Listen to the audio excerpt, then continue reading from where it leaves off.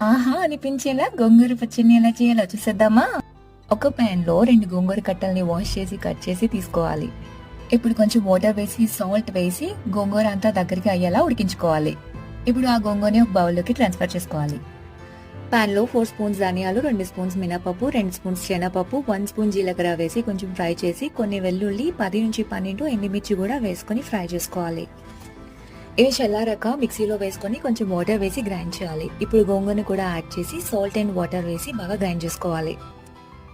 తాలింపు కోసం 3 table spoons oil, ఆవాలు, జీలకర్ర, మినప్పప్పు, కొన్ని వెల్లుల్లి వేగాక ఎండుమిర్చి, కరివేపాకు కూడా బాగా ఫ్రై అయ్యాక ఇప్పుడు గోంగూర పేస్ట్ ని కూడా యాడ్ చేసుకోవాలి.